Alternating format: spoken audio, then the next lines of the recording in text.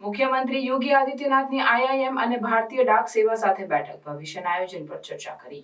ઉત્તર પ્રદેશના મુખ્યમંત્રી યોગી આદિત્યનાથે લખનૌમાં ઇન્ડિયન ઇન્સ્ટિટ્યૂટ ઓફ મેનેજમેન્ટ અને ભારતીય ડાક સેવાના અધિકારીઓ સાથે બેઠક કરી. આ બેઠક દરમિયાન તેમણે 2025ના મહાકુંભ મેળા દરમિયાન થયેલ ભવ્ય ઉપસ્થિતિ અંગે ચર્ચા કરી. મુખ્યમંત્રીએ જણાવ્યું કે 45 દિવસના મહાકુંભ દરમિયાન દરરોજ સરેરાશ 75 લાખથી 1 કરોડ લોકોની ઉપસ્થિતિની અપેક્ષા હતી, પરંતુ માત્ર મૌની અમાવસ્યાના 3 દિવસમાં જ 15 કરોડ ભક્તોએ મેળામાં હાજરી આપી.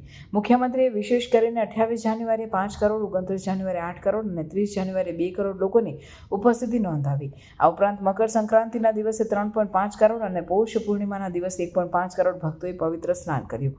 આ આંકડા દર્શાવે છે કે મહાકુંભ મેળામાં ભક્તોની ઉપસ્થિતિ અગાઉની અપેક્ષાઓને ઘણી વધુ કરી રહી હતી.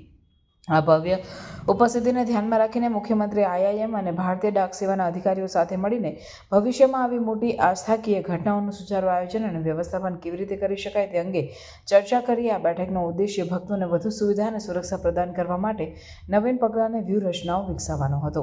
આ પ્રકારની બેઠકો દ્વારા રાજ્ય સરકાર ભવિષ્યમાં આવનારી મોટી આસ્થાકીય ઘટનાઓનું સફળ આયોજન અને વ્યવસ્થાપન સુનિશ્ચિત કરવા માટે પ્રતિબદ્ધ છે અને સુરક્ષિત અનુભવ પ્રદાન કરવાનો રાજ્ય સરકારનો હેતુ છે.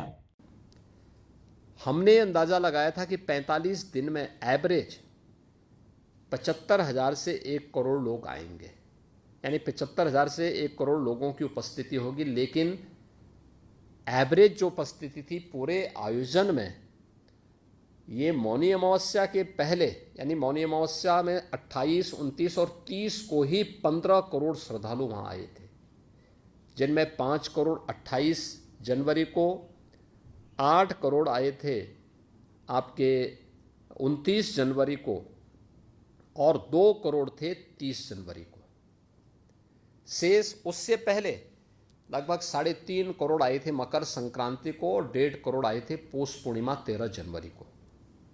अन्य दिनों में 50 लाख, 60 लाख, 50 लाख, 60 लाख चल रहा था ये मौनी अमावस्या के पहले.